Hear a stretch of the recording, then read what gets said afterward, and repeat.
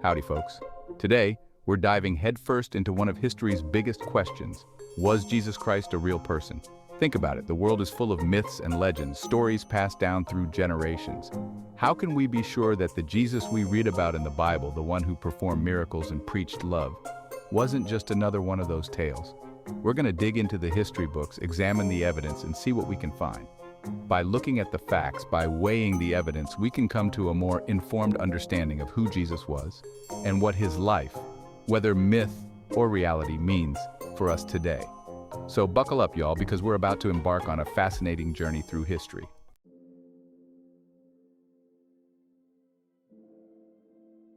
Now, you might be thinking, why does it even matter if Jesus was real? Isn't faith enough? And you know what? That's a fair point. For many folks, faith is enough.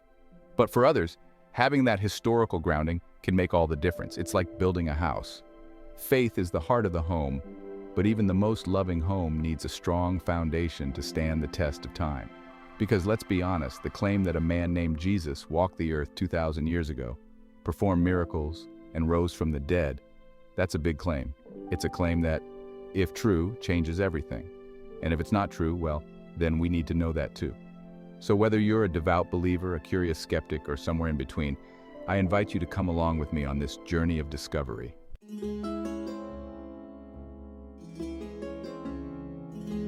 Now, when it comes to proving Jesus' existence, it's tempting to just point to the Bible and say, well, there you go, but as historians, we got to be a bit more rigorous than that. We can't just rely on one source, especially when that source is so closely tied to the very belief system it describes. That's why we got to look beyond the Bible to see if there are any independent accounts, any mentions of Jesus from folks who weren't already part of the Christian movement. So, where do we start our search for these external sources? Well, let's mosey on over to ancient Rome, where a certain senator and historian by the name of Tacitus left us some pretty interesting breadcrumbs. Tacitus wasn't a follower of Jesus. He considered Christianity a pernicious superstition. Yet, he mentioned Jesus in his writings. Tacitus talks about Nero blaming Christians for the Great Fire of Rome. He refers to Christus, executed by Pontius Pilate during Tiberius's reign. This confirms key details about Jesus' execution, aligning with the gospel timeline. Tacitus's mention of Jesus adds to the historical credibility.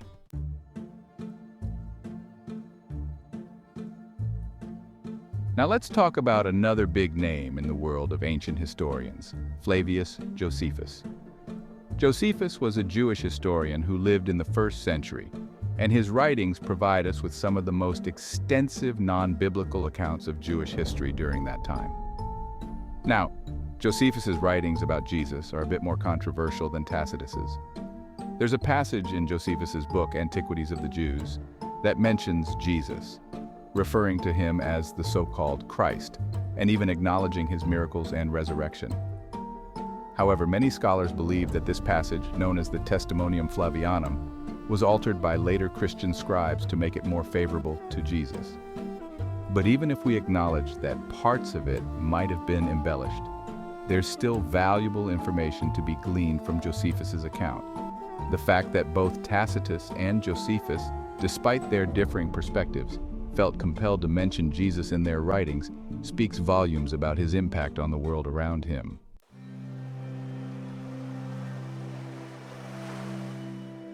Now, I know I said we got to look beyond the Bible, and we have been, but we can't talk about the historical evidence for Jesus without at least touching on the Gospels. The Gospels, Matthew, Mark, Luke, and John. These are the heart and soul of the New Testament. They tell the story of Jesus' life, his teachings, his miracles, his death, and resurrection. Unlike a lot of ancient biographies, which were often written long after their subjects lived, the Gospels were written relatively close to the events they describe. Scholars estimate that Mark, the earliest gospel, was written sometime around 70 AD, just a few decades after Jesus' crucifixion. This means the authors of the Gospels, or at least those who provided them with information, could have been eyewitnesses to Jesus' life or known people who were. Think of it like this. Imagine you're writing a biography of your grandpappy, someone you love and admire. You're going to focus on his good qualities, his accomplishments, the things that made him special. And that's what we see in the Gospels.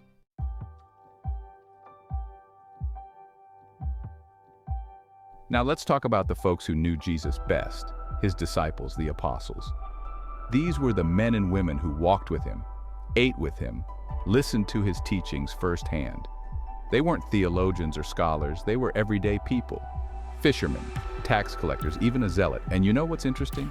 They weren't always convinced about Jesus. In fact, the Gospels are full of stories about the apostles doubting Jesus, questioning him, even arguing with him. And what transformed these doubters into devotees? What made them willing to dedicate their lives and often face persecution and death for spreading the message of Jesus? The Gospels tell us it was the resurrection. It makes more sense that they truly believed they had witnessed something extraordinary, something that shook them to their core and gave them a hope they couldn't deny.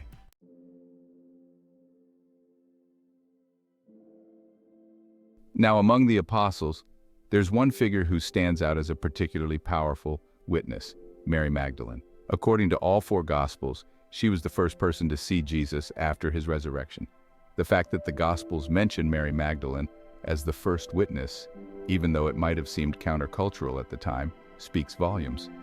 And Mary's testimony is crucial, not just because it affirms the resurrection, but because it shows us that Jesus' message of love and redemption was for everyone, regardless of gender or social standing.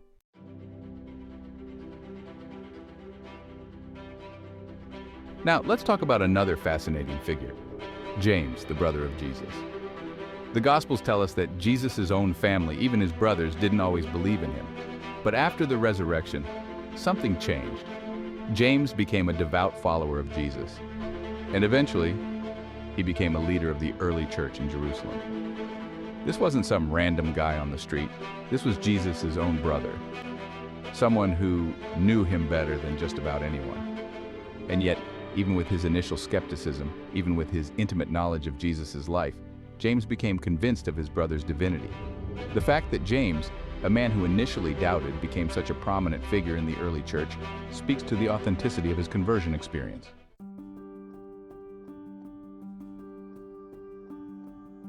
Now, as we move further away from the events of Jesus' life, we encounter the writings of the early church fathers. These were men like Polycarp, Ignatius, and Clement of Rome, who lived in the late 1st and early 2nd centuries, and they wrote extensively about Jesus and the Christian faith. These weren't eyewitnesses to Jesus' life, but they lived in a time when eyewitnesses were still alive. They would have heard stories, collected traditions, and passed down what they learned to the next generation. The consistency of their testimony, the fact that they were so close to the source, suggests that they were drawing on genuine historical memory, on the echoes of eyewitness testimony that had been passed down to them. And that's a powerful testament to the enduring impact of Jesus' life and message.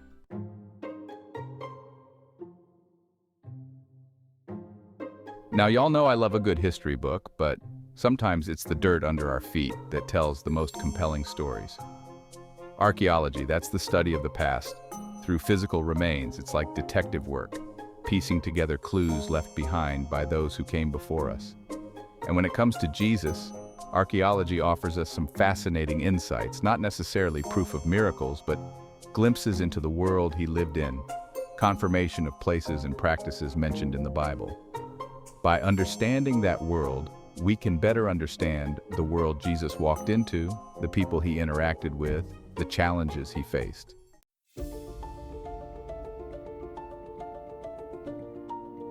One of the most intriguing archaeological discoveries is the Sea of Galilee boat.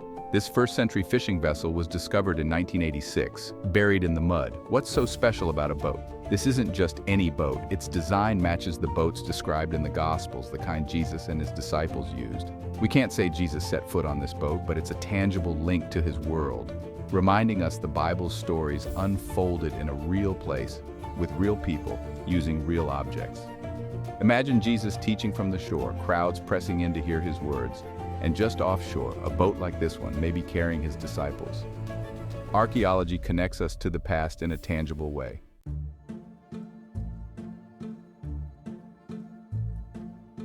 Now, not all archaeological discoveries confirm what we read in the Bible. Some of them challenge our assumptions, make us rethink long-held beliefs. And that's okay, folks.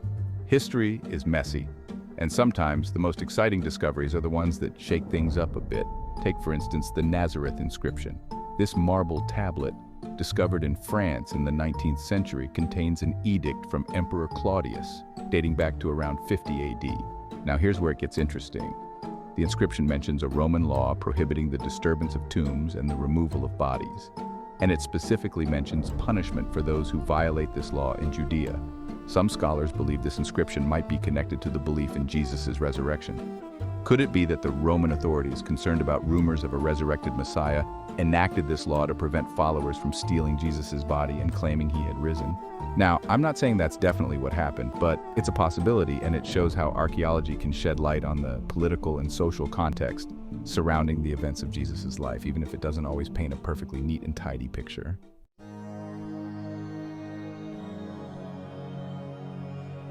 Section 4, putting the pieces together, the bigger picture. Now, I know what you're thinking. Some of this archaeological evidence might seem a little bit like a stretch. A boat, an inscription, a few broken pots. Do they really tell us anything definitive about Jesus? And you know what? You're right to be cautious. Archaeology alone can't prove everything about Jesus' life, just like historical documents alone can't paint the whole picture. But here's the thing, folks. It's about putting the pieces together, like a giant jigsaw puzzle. Each piece on its own might not seem like much, but when you start connecting them, when you see how they fit together, a clearer image starts to emerge. The historical documents, the personal accounts, the archaeological findings, they all contribute to our understanding of Jesus, the world he lived in, and the impact he had on history. And that impact, folks, is undeniable. Whether you believe in his divinity or not, there's no denying that Jesus of Nazareth, the man who walked the dusty roads of Galilee, left an indelible mark on the world, a mark that continues to shape our lives even today.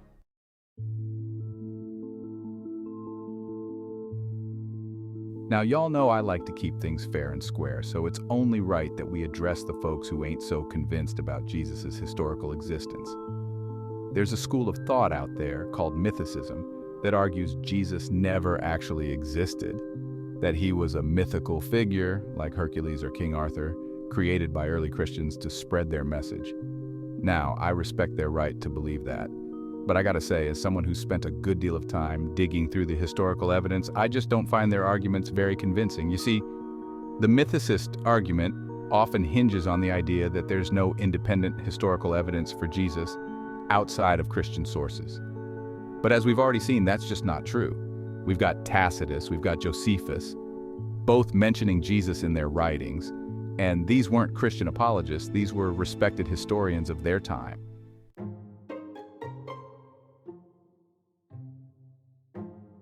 Now, some folks, while they might acknowledge that Jesus was a real person, they come up with alternative explanations for his life and teachings. Some say he was a political revolutionary, a Jewish zealot trying to overthrow the Roman Empire.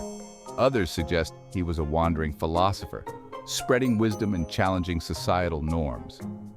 And you know what? Those are interesting theories, and it's entirely possible that Jesus' message resonated with people from all walks of life, including those seeking political or social change. But here's the thing. Even if we accept those interpretations, they don't negate the core facts of Jesus' existence: his crucifixion under Pontius Pilate, the rise of the Christian movement in his wake.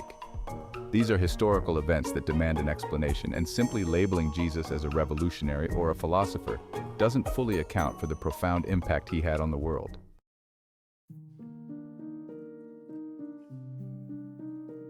Now, when it comes to proving or disproving historical claims, there's always the question of the burden of proof. Some skeptics argue that it's up to believers to prove Jesus existed, that extraordinary claims require extraordinary evidence.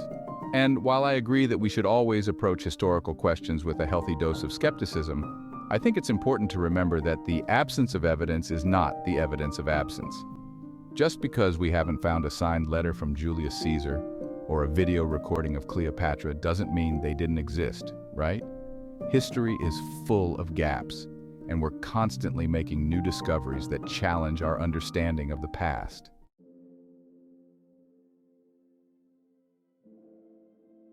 Well, folks, we've covered a whole lot of ground today. From dusty history books to ancient ruins, from skeptical arguments to powerful personal testimonies. After weighing all the evidence, I'm convinced Jesus of Nazareth was a real person who walked this earth 2,000 years ago. Now, I know some folks might disagree, and that's okay.